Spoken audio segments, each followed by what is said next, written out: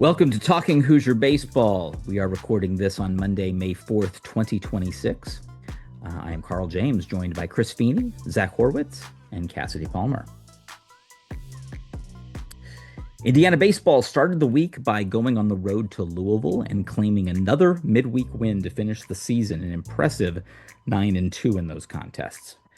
The Hoosiers got a fantastic five-inning scoreless start from graduate lefty Conner Linn, and the offense put up 5 runs in the third on the way to a 10-6 victory.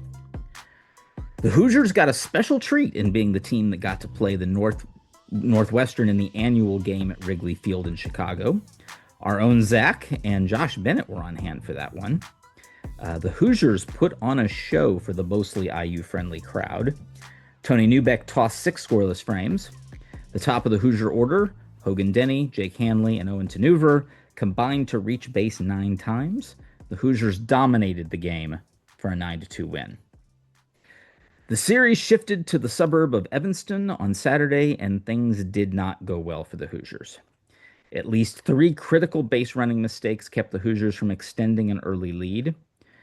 Starter Brayton Thomas was excellent through 2 innings, but lost command in the 3rd inning and never returned to form. He was replaced in the 4th, and Indiana would give up 7 runs total. Despite a 4-for-4 day from Hogan Denny and Indiana doubling Northwestern's hit total, the Hoosiers dropped the game 7-4. In the Sunday rubber match, it was the early game pitching that faltered as Conner Linn was not as effective on short rest, and Northwestern rocked bullpen ace Gavin Seabold in the 2nd inning. Seabold would settle in and get the Hoosiers through the 5th, but the deficit proved too much, and the Hoosiers dropped the series with the loss. All right. Well, we'll start off with Zach because Zach got to be there. And while pretty much everything after Friday was here, uh, Friday night was awesome. So, Zach, what can you tell us Yeah, about Wrigley Field? it really was. It's something I'll definitely remember for the rest of my life, honestly. Having kind of free reign around Wrigley Field. I spent most of my time outside trying to get pictures and videos. I think I did it. I think everything I posted that night had at least one picture or video in it. So that was my goal. That was great. Just wanted to share it kind of with everybody. But just being I can say I've been to Wrigley Field twice before that, when I was 6 years old and 10 years old. I had never really understood the history and kind of the feeling of being in there. It's just kind of another baseball game. But this time around, I stood there and I realized like they played baseball here in the early 1900s. Like this is unbelievable. The history that I'm surrounded by, it simply felt different. It's a special place. In the press box, obviously, you see all the Harry Carey stuff on the wall, and it was just truly a unique experience that I'm so glad Indiana, even in a season like this, where obviously we've all sat through the struggles of the year, that they get rewarded with this kind of game, and I get rewarded with this kind of experience. So that was certainly an awesome experience. The game was great. Indiana scored 9 runs, I believe it was. They kind of just totally outplayed them early. Um, it was freezing both days, actually. It was about 40 degrees. The wind was howling in my face. I was sitting behind home plate and around the first baseline. And then the same thing at Northwestern the next day in Evanston, which I'll start with. Nice stadium there. I've never seen a smaller ballpark in my life. I think there were 5 sections and there were 5 rows in each. Like it was, I mean, nice, but almost like a glorified high school stadium. But yeah, that was cool. They didn't have enough space for me in the press box, so it was freezing out. And eventually I found my way into an empty suite and I kind of snuck in there and no one said anything to me. So I was indoors for Saturday, which obviously was not as good of a game, but great experience. Always appreciative to get this is kind of my first trip I've done for IU baseball, actually, but appreciative of the opportunity and I'm glad I could share it here.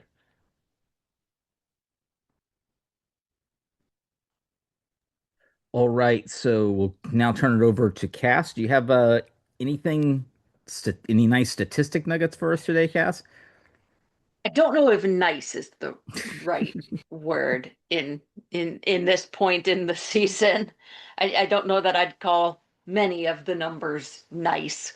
Uh, and this week I kind of wanted to keep it simple and and just look at some basic uh, basic statistics, starting with some of the numbers in conference play. Indiana has an OPS of 773 in conference play. Opponents have an OPS of 900. They have exactly the same number of at-bats, and yet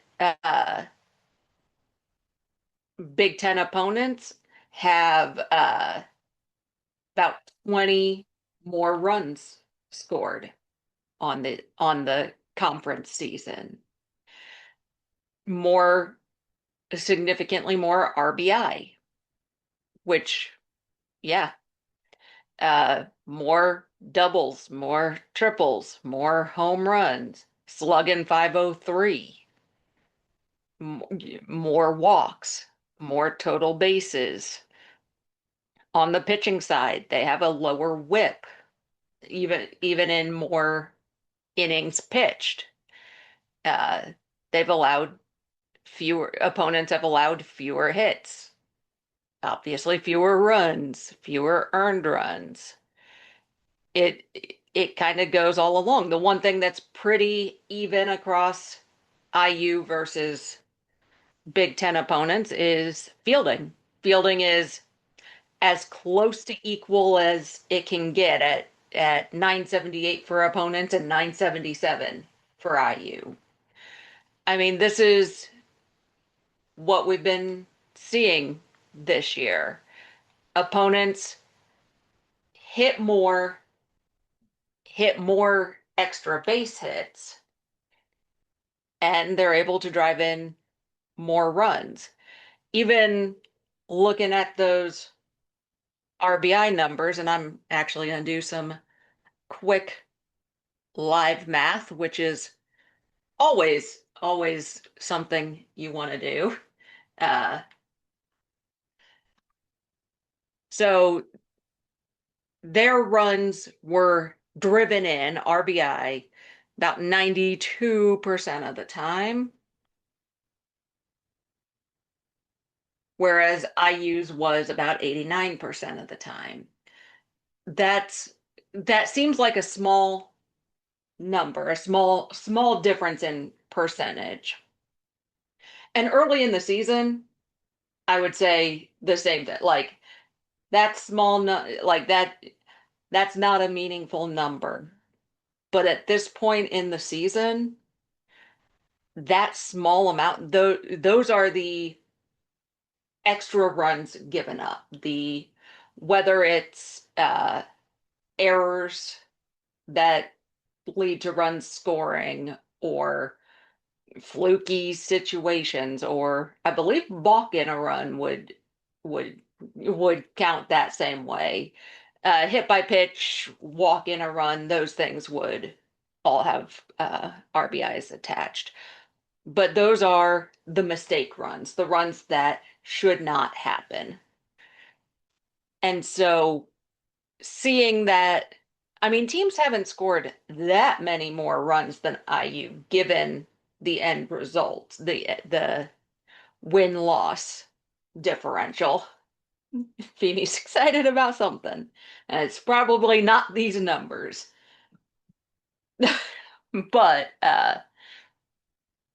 but given how tight some of these games have been that have gone the other way, all of those little mistakes matter.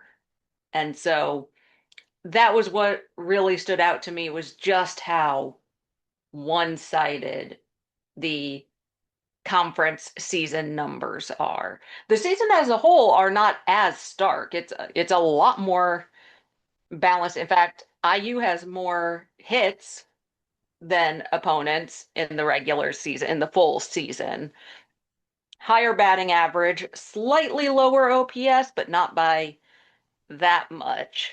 Uh, Less power, like I was saying, but other than that, in the full season, it's really not that different. It's only run differential of 8. Like across the season, it's mostly evened out. It's just been those key moments. Uh, and so, Yeah, 1 and yeah, 6 in one-run games and yep, 9 and 2 in midweeks. yep. And haven't come back after the 6th inning when trailing. There have been some ties that have kind of gone each way, but not once this season have come back from trailing after the 6th. It's all of those little things. You can't point to just one thing this year. It's all of the little things stacked on top of each other. So that's what stood out to me. Unfortunately, not, like I said, not happy numbers, not great numbers, but we kind of knew after losing the series to Northwestern, they weren't going to be happy fun numbers. But Feeney, we do always find that silver lining. Who do you have for red belts this week? Well, Cass, I was paying attention to your stats as best as I could as Devin Williams took the mound with a 2-run lead. Somehow, I don't know how this happened, but Devin Williams got the save and the Mets just won 4-2. It took Congrats. 4 tries for the Mets to beat the Rockies this season. We got swept at home by these clowns. I can't believe we just won this game. All right, so that was a good start to the at Colorado series. Devin Williams, who I hate looking at his face, was able to get the save, which was great. So we'll give a blue and orange belt to Devin Williams, I guess, just because he got the job done. For our red belts, for our Hoosier red belts, we have offensively, I think this one is obvious. Hogan Denny, 9 hits, 7 runs, 2 RBIs, a walk, a steal, a bomb. I mean, this guy filled the stat sheet like no other. They couldn't get him out. Like I was watching at one point, and the announcers were like, "Oh, he's not at first base." Like they were shocked. I think it had been like 8 at bats in a row that he didn't get on. It was wild. Hogan was hot, and Zach touched on it. Unfortunately, we didn't really take advantage. I mean, he did score 7 runs for the series, including Louisville, but really not enough to not be able to beat, the dregs. Well, we're the dregs as well of the Big Ten standings, but it is what it is.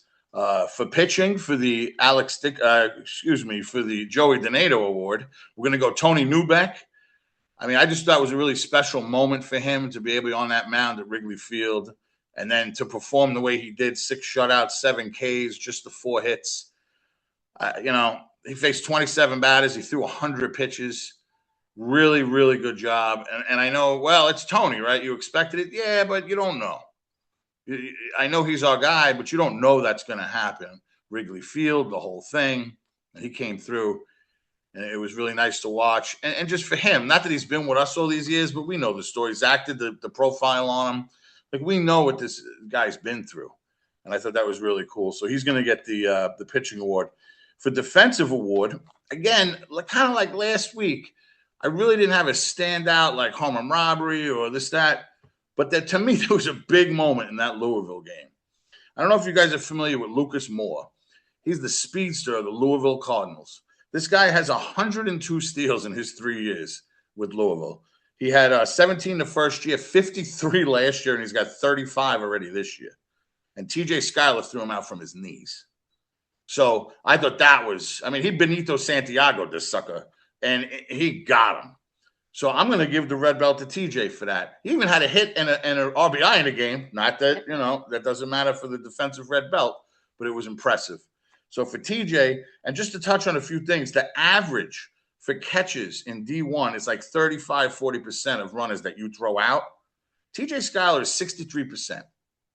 This guy's an elite guy behind the plate defensively. So TJ gets our defensive red belt. Tony gets our pitching red belt, and Hogan Denny for the offense.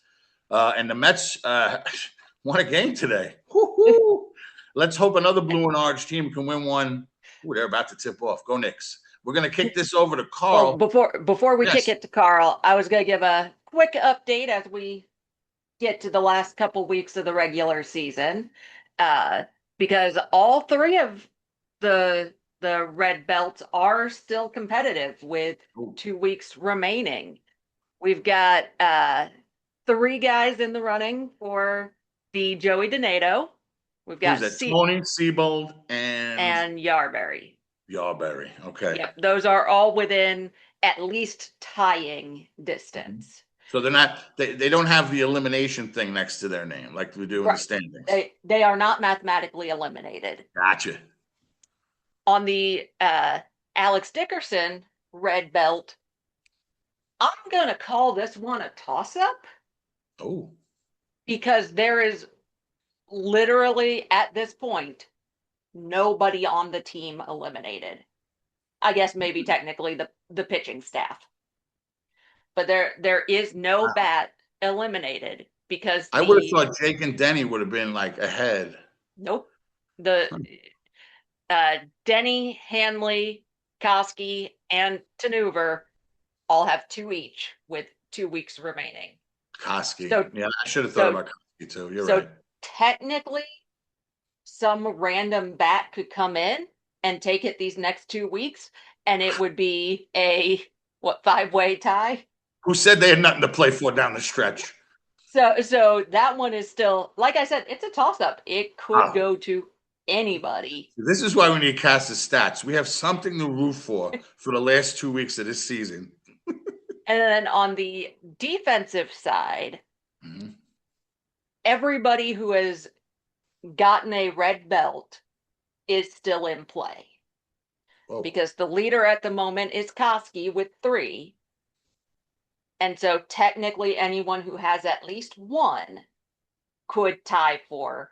Does anyone have 2? Yes. Decker has 2. And then Moore, Schuyler, Hanley, Denny, Rivera, Kraus, and Ricketts all have 1. Rivera's got 1. I love it. I remember that one. Yes. And so all 3 of these are still pretty wide open as we come down the stretch. Rivera's got, imagine if Rivera pulled this off, put that in his DMs. Yes. So now we can kick it back over. Yep. All right. Well, the Big Ten is clearly not looking good for the Hoosiers. And as far as the race for the title, there is none. UCLA is the champion. It's decided already. With 2 weeks to go, we already know who the champion is, and there is zero question about that.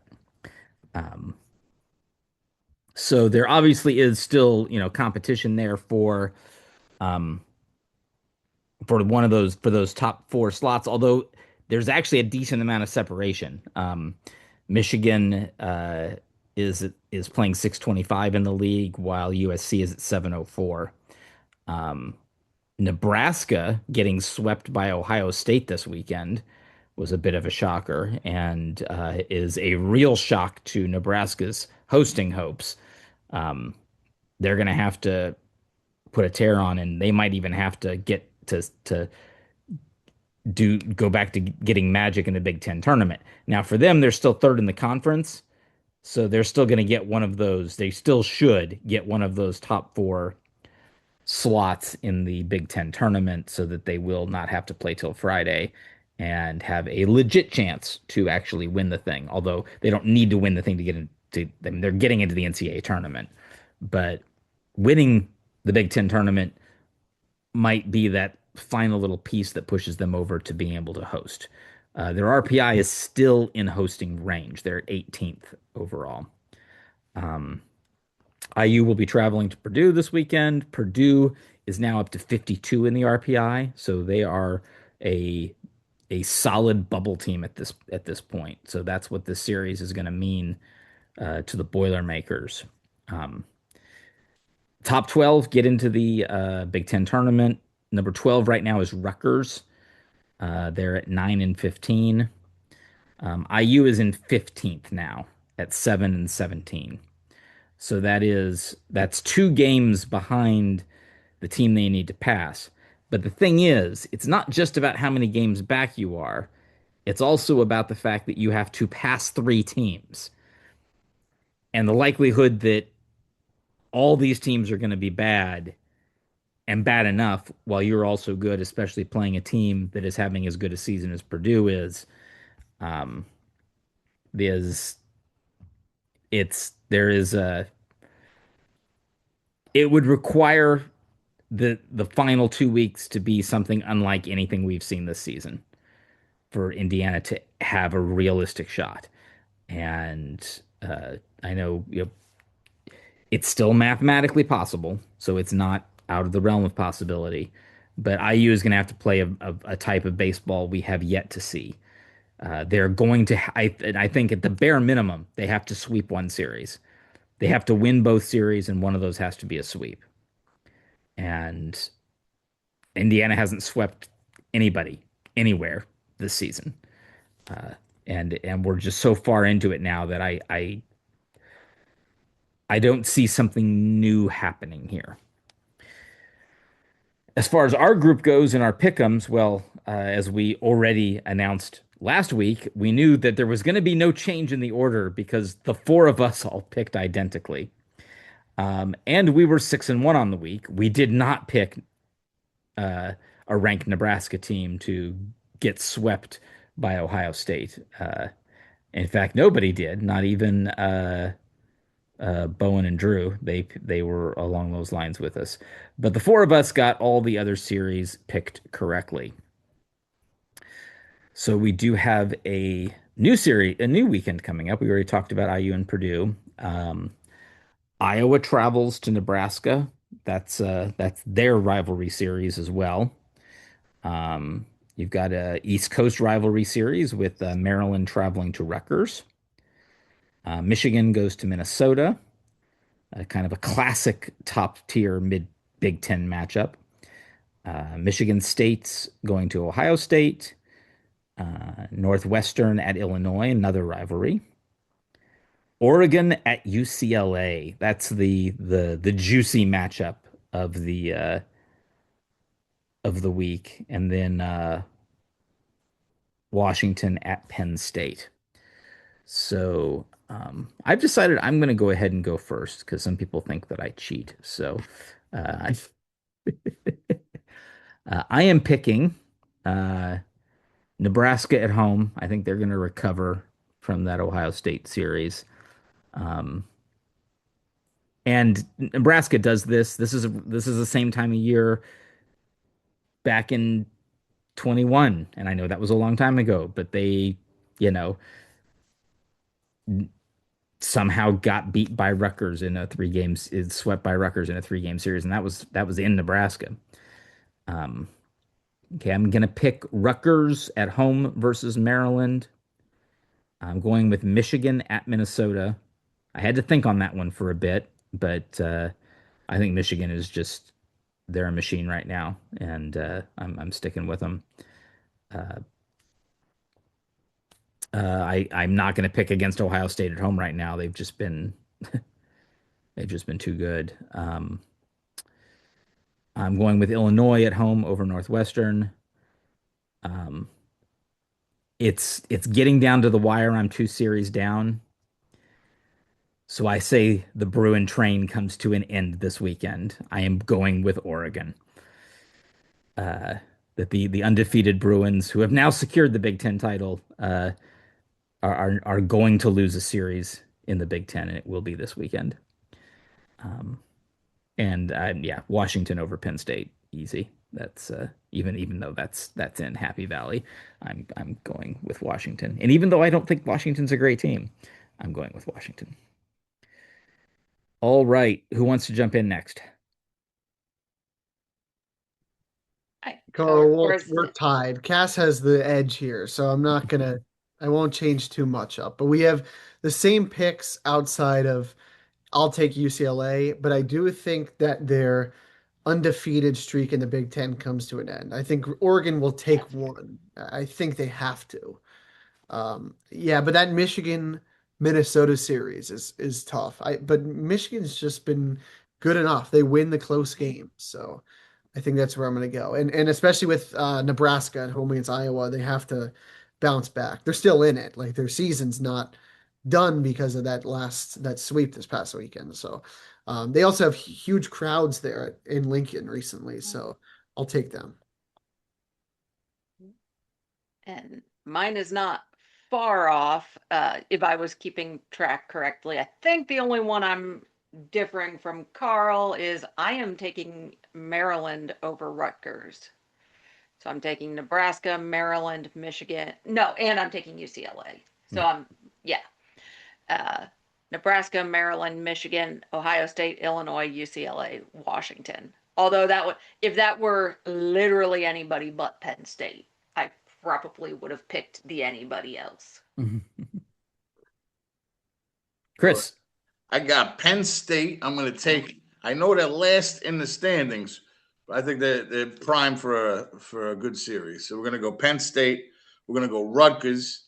Ohio State's got the Mo, right? Uncle Mo is wearing red and white, so they're going to keep going. I got Iowa and Illinois. I've been talking about this week. So I'm a believer in this Minnesota home field advantage. So I'm going to take Minnesota. I'm going to stick with that. And I don't know, Carl, you went for it. I'm not. I'm going to take the Bruins. All right. Well, it means I can gain a series on everybody if what everyone would generally say is impossible were to happen, and that's what you got to do when you're behind. So that's what I'm doing. All right. So that's the pick'ems for the week. And now we pass it over to Chris to talk about our Hoosiers in the pros. All right. So somebody we definitely want to talk about is Devin Taylor. All right. He's playing for the Lansing Lugnuts, and he's probably not going to be doing that for long. It's a high A league called the Midwest League. He's got 4 home runs. He's hitting .330, which is third in the league. He's got 21 RBIs, which is third in the league. He's got 32 hits, which is second in the league. So expected promotion for Devin Taylor. I mean, obviously, right? We knew this guy's a stud. I wish the Mets would have drafted him. I'm glad the Yankees didn't right after us. That would have been not good for me. So expected promotion. If you want that Lansing Lugnut gear, which they have nice gear, it's cool looking stuff. Get it now if you want Taylor on the back, because I think he's getting in that elevator up, and he would be then a Midland Rockhead. That's just the AA team, so we'll see how that goes. Brayton Scott, for those who've been watching and following along for a while, Brayton Scott has just been bouncing around for different independent leagues, and he's in another one now. He's pitching for the York Revolution. His last 2 starts, 16 strikeouts. So that's a Brayton Scott type deal. You guys remember him. Let's see. Philip Glasser, speaking of pitching, he made his second pitching appearance, and he got out of the jam. 1 pitch, his knuckleball ended the inning. So I guess they put Glasser in sometimes when they need a good knuckleball. Seems to be working. Tanner Gordon, he just got his 100th strikeout in the major leagues. He's got 104 now, actually. And some people who are close to him, we got Scott Effross, 88 Ks, as far as Hoosiers. And he recently passed this Whitey Wilshire, which I've heard a lot about. Mm-hmm. So Tanner Gordon just jumps up above Whitey, and he's got 104 strikeouts in the major leagues. His next goal is to get Timmy Herron. He's got 151. So we'll see if we can get him. Speaking of milestones, Kyle Schwarber, 350. That's a big milestone. Then he hit 351, I believe, later in that game or later in the doubleheader. So he's tied with Dick Allen. I'm not that familiar with Dick Allen, but I am familiar with Chili Davis and George Foster, and he just passed them. So his next, just to kind of give a range of where he is, Ryan Braun and Torrey Hunter are his next at like 353 and 354. So it really shows what Kyle's been doing. I mean, he's heading to the Hall of Fame. I mean, if he can keep this up, I'll knock on my wood table here, but barring an injury, I don't see how this man does not hit 500 home runs. And there's only been 28 human beings that have done that. So, you know what I mean? If he's the 29th, I think you're going to have to get him a plaque in the Hall of Fame, but we'll see where he goes from here. It's definitely on his way. One last shout out we want to give is Jack Perkins. He's the closer of the A's now, and he's doing really well.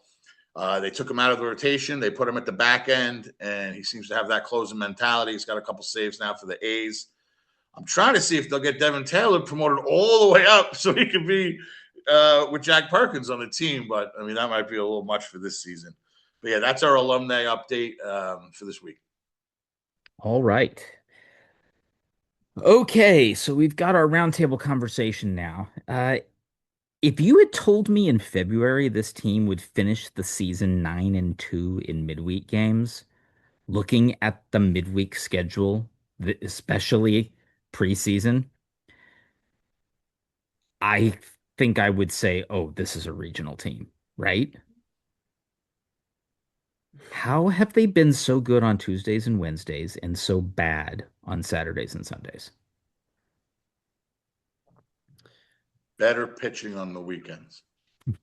That's my first point also. I really think that's what it is. I Yeah, think the better pitching Indiana, is what it is. yeah, Indiana as a team, the hitters are more talented than the pitching they'll face in the midweek.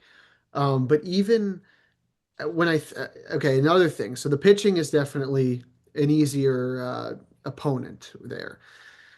I think the game against Vanderbilt. So Indiana should beat these teams like Indiana State and Evans. They didn't beat Evansville, but Evansville one and one. Yeah.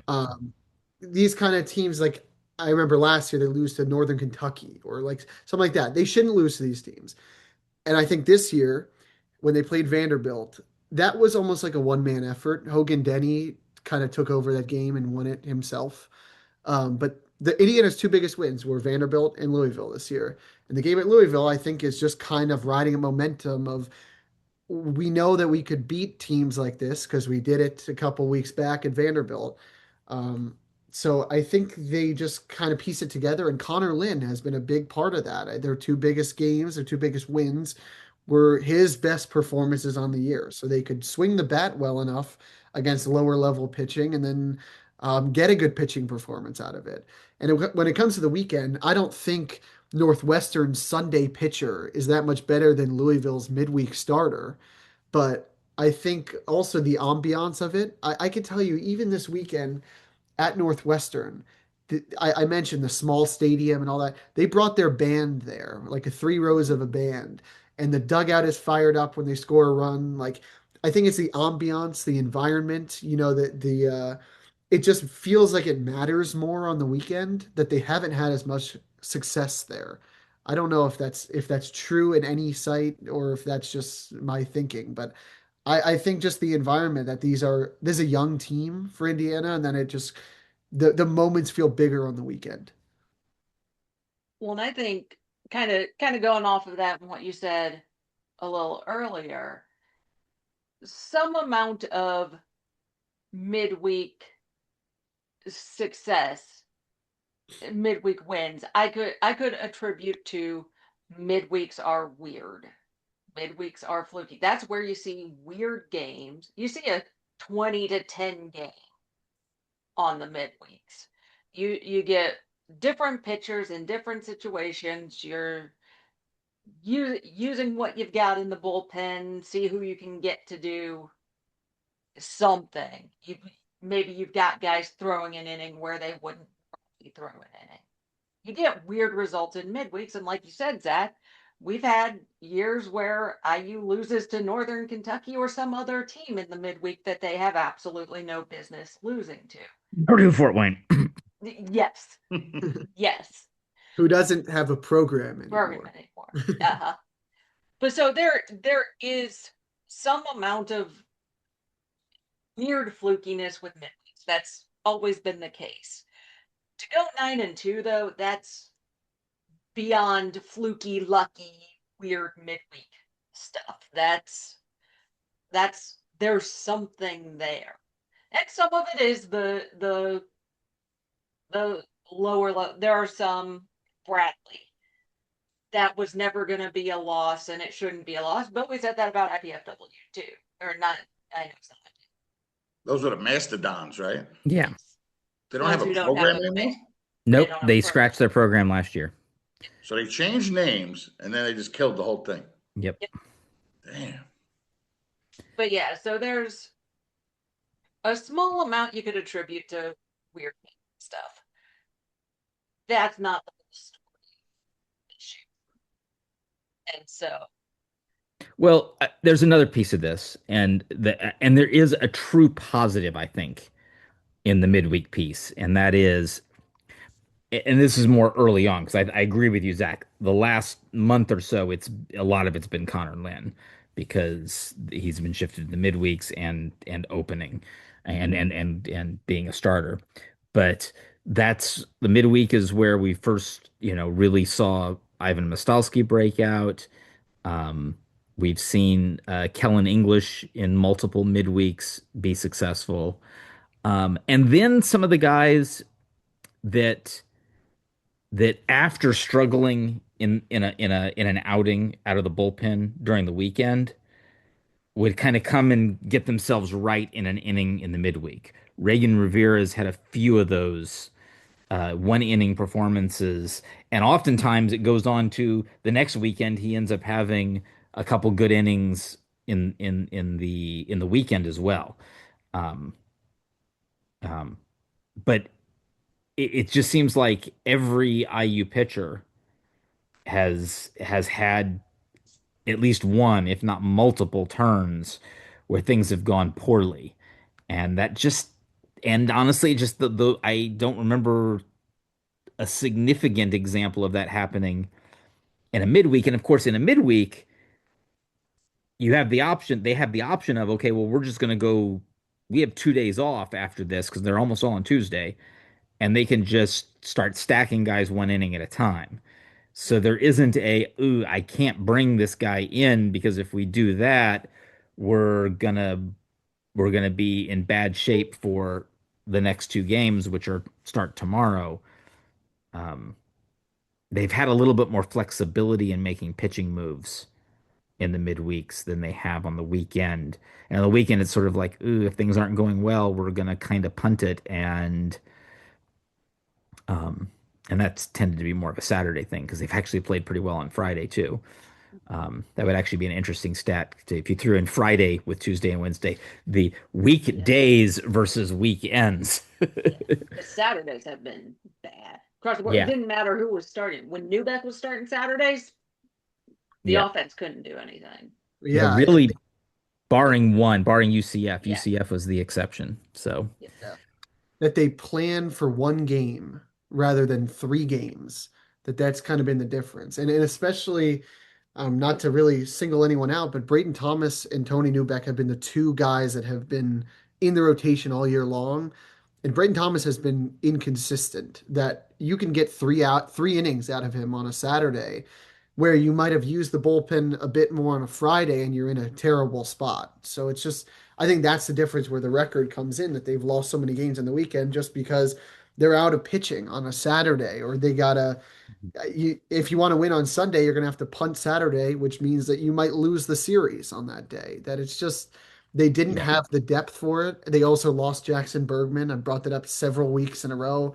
That it all kind of comes together that they just didn't have enough reliable pitchers.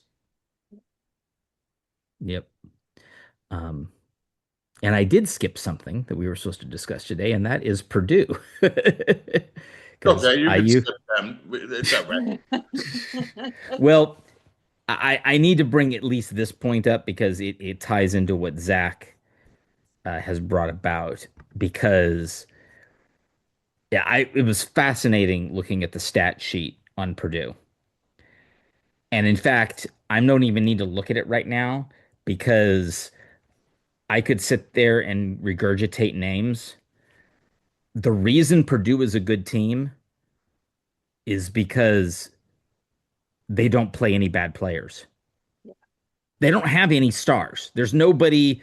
You look at the stat. There's nobody that's popping out. They've got four guys with an OPS over 1,000, and I don't think any of them are over 1,100. uh, so it's like nobody's like, oh my goodness. I think their two top home run hitters have 10 each. Now part of that's Alexander's Field. It is a pitcher's park. So that's part of it. But even still, their two top home run hitters are 10 each. But they've got bombs from just about everybody in the lineup. And I think they've got eight guys hitting with an OPS close to 800 at least if not higher. And pitching, same thing. There's nobody who's absolutely crazy lights out, but I think they have 11 pitchers with a whip under 1.5. Many do These we were have? numbers. The last team I remember looking at that was like this was uh, was the 2023 Kentucky team. That's what it reminded me from a stat sheet. It's like, yeah, you're not gonna sit there. It's gonna be hard for a national guy to look at this team and really talk much about them because there's no superstars. But there's nowhere to breathe if you're a pitcher facing this Purdue lineup. And there's also no, oh well, if we can find a way to drive up the starter's pitch count, we're going to get to a reliever that we can hammer. That's not the case out of this Purdue team, and IU's going to have to do something. No IU team has really been very good at playing in Alexander Field. Even the series that was won uh, a couple of years ago was IU had to basically Purdue had to give that series away. Purdue had that series won and coughed it up to IU. So that's IU's got a real challenge on their hands I would say to West their Lafayette. chance of winning, let's say 2 games, if not just one, is you mentioned that the park isn't very big. They're going to need guys that have hit the ball hard recently, that being Hogan Denny, Jake Hanley, and Owen Oever, who has been smoking the ball this week. Those guys need to hit home runs. Like they need 2 and 3 run home runs. Like a solo homer is not going to do it. They played small ball a little bit on Friday night at Wrigley Field, which is much bigger than they'll play. That I think with the way that the pitching has gone and how thin they are, it's really going to take some big swings or some big moments to kind of change the way these go. So hopefully they can do that. I don't know if it's in the cards, but you Well, and never know that's in baseball. well, and that seems like kind of the other thing, and I don't have numbers to back it up, but it seems like the majority of the time that there's been an opportunity for the big play, the big hit, the big out on the pitching side, it hasn't happened. I don't have stats to back that up, but it seems like, and not even necessarily in like spectacular implosion fashion. There have been times where it's been that, but it's the deep fly out when it's runner on second and 2 outs or something like that, or even bases loaded and 2 outs, and it's the deep fly ball. I have an interesting Willing to trivia. bet we fit into more double plays on the weekend than we have in the Oh. midweek, Carl. Oh, I bet. I'm going to go with that. I would not take you up on that bet because yeah. So they pitch better. We're facing better pitchers, and for some reason, we hit into a lot of double plays on the weekend, and we didn't do that many on. Zach nailed it with Linn. What is he at? Like 11 shutout innings against Vanderbilt and Louisville. That was unexpected. I mean, the kid has been great on the midweek against. Okay, they're not Vanderbilt of some years, and it's not Louisville of some years, but they're still uber talented teams. Well, And, the batting is batting. well, and Louisville is one of the best offensive teams in the ACC. Their problem is their pitching. So it was extremely impressive what Lynn did to Louisville because I mean, they've got the best hitter in the ACC, and they shut him down. So I see Lynn in the rotation. Do we get him another year or no? no, he's a grad student. That would have been great. We could have put him in the weekend for next year. That would have been nice. Yeah. It is what it is. I want to mention, just because this is my last podcast while I'm here in Bloomington, that so I'll be home this week. I'll go to 1, maybe 2 Miami games. Who plays Louisville? So I'll see them again. But again, it's been a pleasure to be here. Year 3, 1 more next year. Clearly, the season hasn't gone how we've wanted, but for the three of you on here, I want to thank you again. It's been a pleasure. I'll come on the next 2 weeks from home, but it's been, even though the season hasn't been well, I enjoy spending the weekends at the BART and talking on here. So just wanted to mention that. Well, thanks for your hard work, bro. You've been great, man. I got to tell you, I know you're young, you're a college guy, but you're mature. You take care of your business. Everything has been on time. All the articles, you really, it's been great to have you. And we were talking about this. Was it last time we were at the bar? Hey, for those who don't know, Zach called us. Yeah. He was like, "Hey, I would love to do this. I see your site. I see what you're doing." Like, he called. He wanted, like, this is what this young man wanted to do, and he made sure that he did it. So that shows, motivation and that he's about getting stuff done. It's been a pleasure to have you, and I'm glad you just said another year. So I'm glad to have you for next year too, man. Definitely.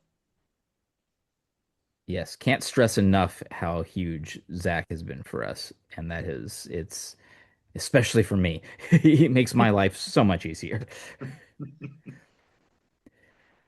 All right. Well, I think we're going to go ahead and wrap this up now. So I do want to thank you for listening to this episode of Talking Hoosier Baseball. And yes, we still have a couple more of these to go.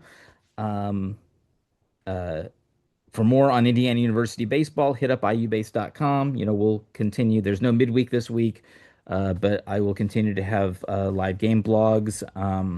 I may be in West Lafayette for at least one game, I'm hoping. So we'll see how that works out. But either way, I'll definitely have live game blogs this weekend, which you just go to iubase.com. There'll be the first red link on the site will be for the live game blog.